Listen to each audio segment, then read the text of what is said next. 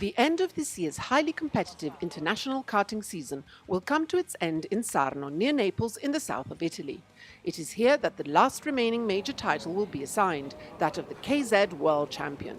Sarno's rich event program also includes the International Super Cup dedicated to the KZ2 class, and the third and last round for the very young drivers of the Karting Academy Trophy.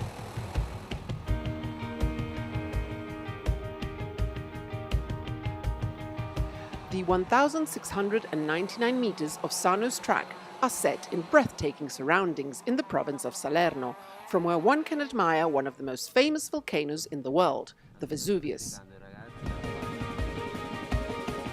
Since 1999, some spectacular racing has taken place on this international track, marking motor racing history, since many of those who took part went on to race in Formula One. Here, Rosberg and Hamilton started their first battles.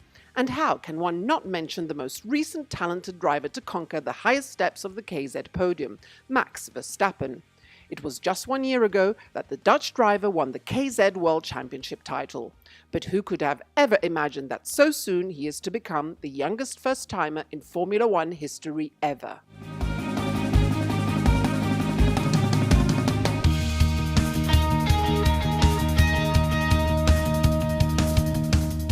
With the bar set so high, it is understandable that the tension is palpable amongst the contenders to the championship crown. Amongst the top candidates, Belgian Rick Driesen emerges as one of the potential winners, having already conquered the European KZ title on the Swedish track in Kristianstad. Opposing the Belgian driver, we find Italians Marco Ardigo, the Tony Kart multi-champion, and Paolo De Conto, Dutch Bas Lammers, Belgian Jonathan Tonon, Czech Patrick Hayek, Frenchman Arnaud Kozlinski, and Briton Ben Hanley. This rich list of aspiring champions makes it almost impossible to make any forecasts. Even a debutant in this category like Briton Callum Ilott brings a substantial amount of experience, consolidated this year by winning the European KF Championship. In KZ2, the challenge will be between Italian Andrea Dallé, the current KZ2 European champion, and Lithuanian Simas Judversis, Czech Jan Midler, German Mike Siebecker, and Italian Fabian Federer.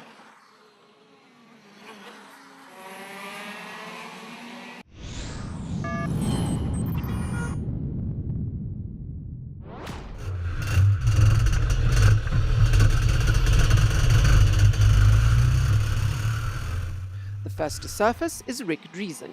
The European champion is immediately very quick on his Zanardi and sets a time which for a few minutes at least seems unbeatable.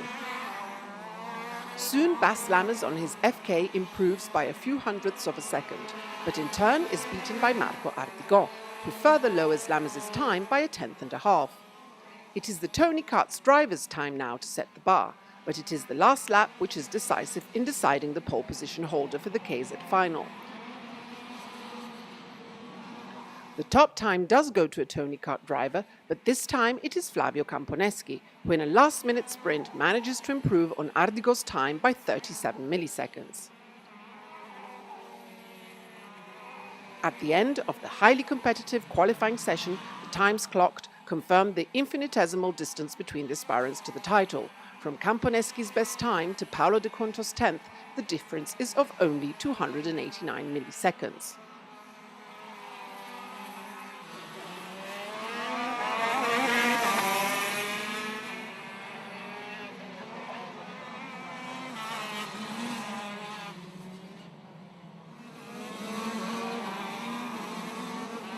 After KZ, it is the KZ2 driver's qualifying turn. All eyes are on Andrea Dalle's CRG, one of the main protagonists of the European Championship and a favourite for this International Super Cup. The CRG driver clocks an excellent time of 1.05.978, holding off the adversaries for most of the session. But in the last few minutes, several drivers are able to improve on it. These are Spanish Pedro Hiltbrand, Italians Fabian Federer and Giacomo Polini and Lorenzo Camplese, the latter setting a seemingly unbeatable time, till Loris Spinelli outclasses everyone with his CRG, with only 3 milliseconds ahead of Camplese's time. But just as everyone assumed the pole was Spinelli's, Spanish Jorge Carlos Pescador, fast as lightning, places his CRG in front of everyone, with a time of 1.05.818, 11 milliseconds better than Spinelli's time. Pescador thus deservedly gains the KZ2 pole position. Even here, the highly competitive level is apparent, with the first 10 drivers all within 207 milliseconds of each other.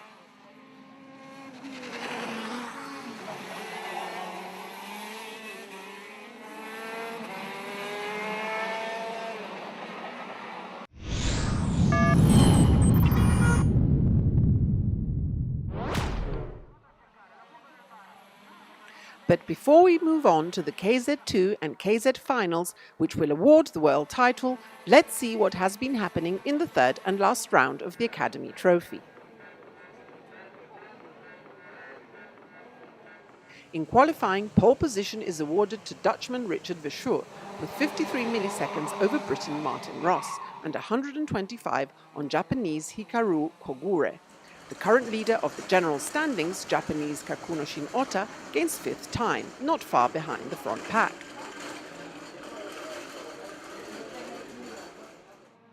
In Saturday's eliminatory heats, Burgt Bessler gains the best result with 1 win and a 2nd place in 2 rounds. The Turkish driver climbs up the ranks and is thus able to start in pole position in the pre-final.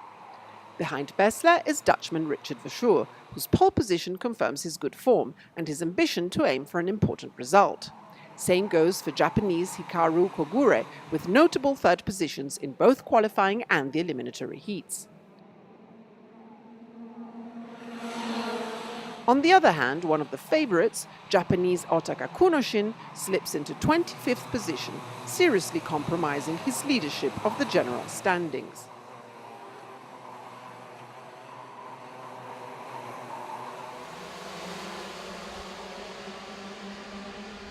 The protagonist of the pre-final is once again Turk Burgt Bessler. At the start, he sprints to the lead, and by the end of the first of the 9-lap race, he already takes an advantage of half a second on the closest of his pursuers, Japanese Hikaru Kogure. In the second lap, Spaniard Xavier Brunet gains 2nd position in front of Dutchman Richard Verschoor, Japanese Hikaru Kogure, and Swiss Lucas Legeret. During the first 2 laps, the race marshals inflict 2 penalties. The first to Kakunoshin Ota, who is given a 10-second penalty for overtaking twice off track. The second to Spaniard Xavier Brunet, who is given a 3-second penalty for not having kept his lane during the start.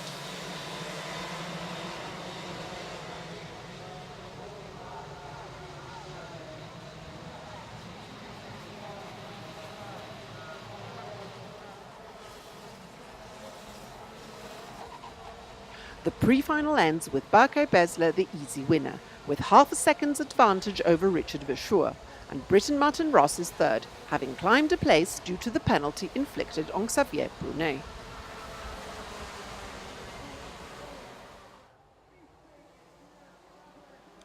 The Academy Trophy final sees once again Turkish Burgt Bessler sprint to the lead in front of respectively Briton Martin Ross, Dutchman Richard Verschoor, German Max Hess and Alessandro Brigatti, the best of the Italians on the grid so far.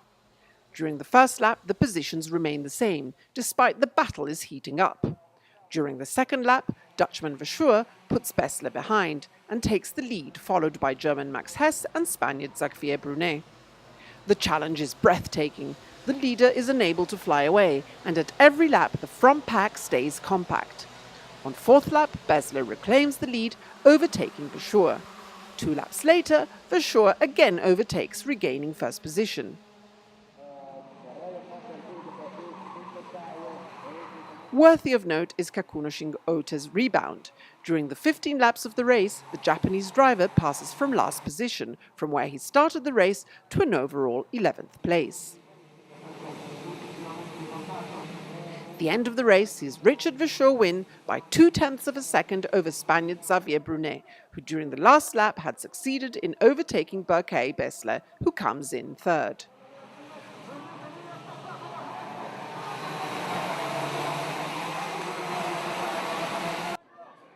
On the podium, it is no wonder that Richard Verschoor is so happy.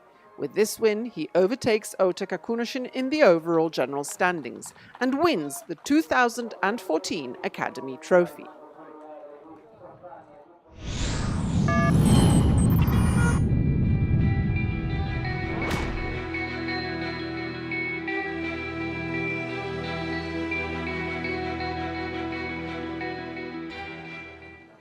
All is ready for the start of the KZ2 final, which sees an all-Dutch front row, with Menno Pauwy in pole position with his Birrell and Ryan van der Burgt beside him with his DR. In the second row are Dane Andreas Hansen on Tony Kart and Italian Lorenzo Campelese on a Maranello. Third row for Italian Andrea Zalè on CRG and also Italian Giacomo Pollini on CKR. At the start, Van der Burgt is the fastest, and at the end of the straight he takes the lead in front of Menno Pauwy, Lorenzo Campelese, Andreas Hansen and Spaniard Carlos Pescador in fifth position. The front pack stays compact for the first lap, even though the two Dutch drivers are able to gain a few yards in certain parts of the track over Lorenzo Campelese. In the second of the 18 laps, Ryan van der Burgt distances Menno Pauwy whilst Lorenzo Campelese brings his Maranello right behind the Dutch driver in second position. But the anticipated pass does not come. The three front drivers maintain a slight advantage on their direct followers Andreas Hansen and Jorge Pescador. The race continues with the first three drivers still extremely close and ready to take advantage at the first mistake their opponents might make. On fourth lap, Menno Pauwy, pressurized by Lorenzo Campelese, attacks Van der Burgt, but his fellow countryman promptly repasses him and keeps the lead of the race.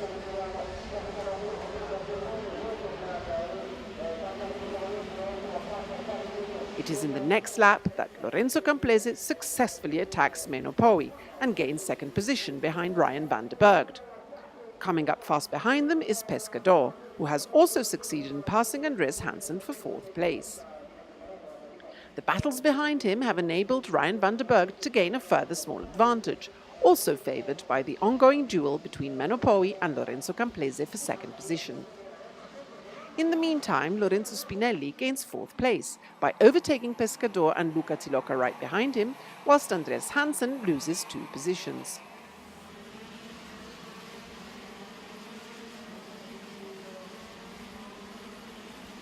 Lorenzo Spinelli, lap after lap, proves he is the fastest, whilst in the back, a splendid comeback by another Italian driver is certainly worth a mention. Francesco Celenta starts from the 18th position on the grid and climbs up to 5th place.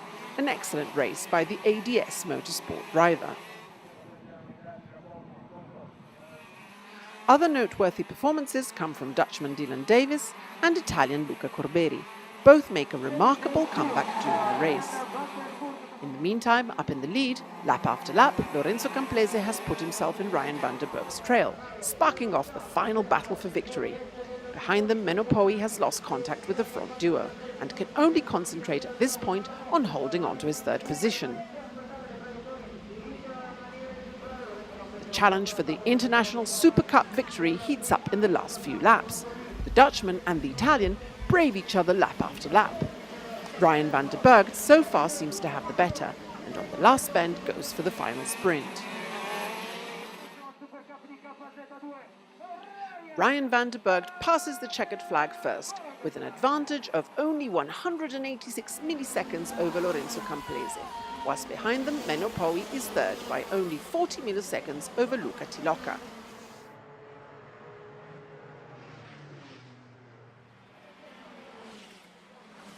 On the podium, Ryan van der Burgt's happiness is part to Danilo Rossi's, who collects the trophy dedicated to the manufacturers. excellent although bittersweet result even for Lorenzo Camplese, who misses the ultimate win by the infinitesimal difference of only 186 milliseconds.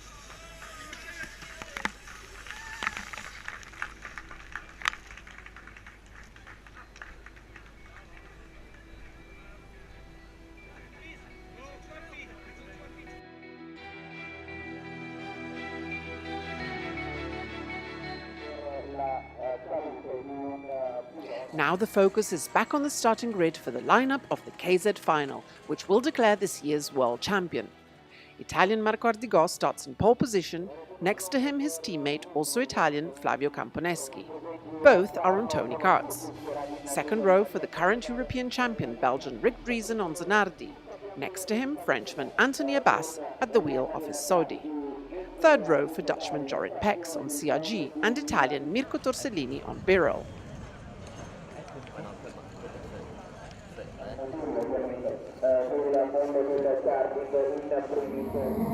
At the start, the two Tony kart drivers seemed to fly compared to the others, reaching the end of the straight substantially in front, with Marco Ardigo preceding by a hair's breadth Flavio Camponeschi. In pursuit of the front two are Anthony Abbas, Mirko Torsellini, Jorrit Pex and Rick Driesen. The latter, unfortunately, didn't make the best of starts. Camponeschi tries to intimidate Ardigo in the first few turns, but Marco is fully concentrated and does not seem fazed by his threats. At the end of the first of the 18-lap race, Marco leads with 0.3 of a second's advantage on Camponeschi, whilst behind, Mirko Torsellini is in third position in front of Paolo De Conto. There are 4 Italian drivers at this point in the first position, which all pave the way to the world title. Marco Ardigo leads the pack with assurance, confident that with his Tony kart, he has the right means to bring even this title home. On some parts of the track, Camponeschi comes close, but never enough to seriously worry the Tony kart champion.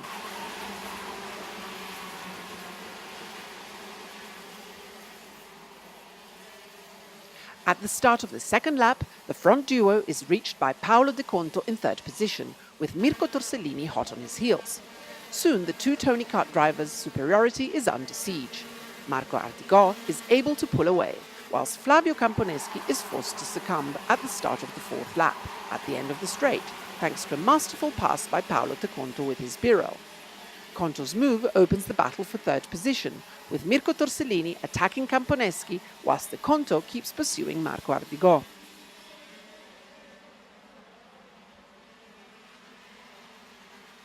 Marco steps up the rhythm, but Paolo De Conto keeps up with the Italian driver and the duo flies away from the pack behind, which is now led by Flavio Camponeschi. During the fifth lap, Paolo De Conto finds an opportunity and succeeds in gaining the lead, despite Marco tries to defend himself. Those in pursuit take advantage of the fight to catch up with the front two. But Paolo's lead lasts for only 3 laps before Marco Ardigo reclaims his first place by overtaking him smoothly at the paddock turn. De Conto is unable to counter-attack and slips into Ardigo's trail. At this point, for Marco Ardigo, it is no holds barred.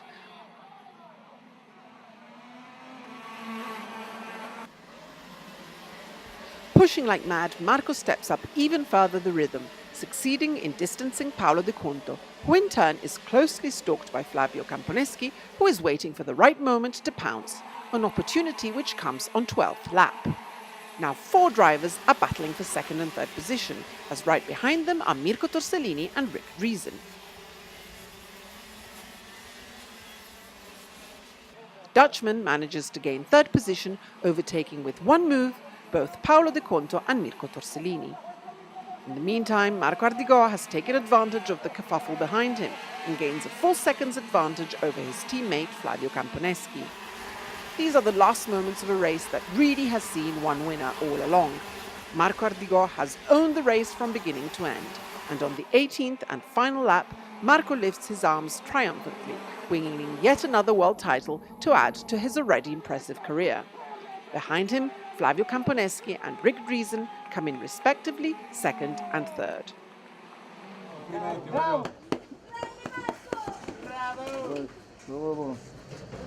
Dai Marco. The podium ceremony is exhilarating and emotional, with Marco Ardigo celebrating his championship win.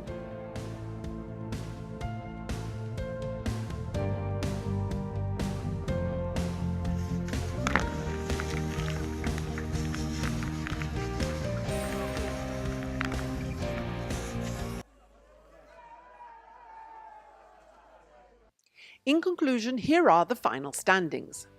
In KZ, the new 2014 world champion is Marco Ardigo. Flavio Camponeschi is vice champion, and the bronze medal goes to Rick Driesen. In KZ2, Ryan van der Burgt wins the CIK-FIA International Super Cup, with in second place Lorenzo Camplese and Menno Poi in third. In the Academy Trophy, the 2014 champion is Richard Verschoor with 64 points. Kakunoshin Ota is second with 50 points, and Rinus van Kalmthout is third with 48 points.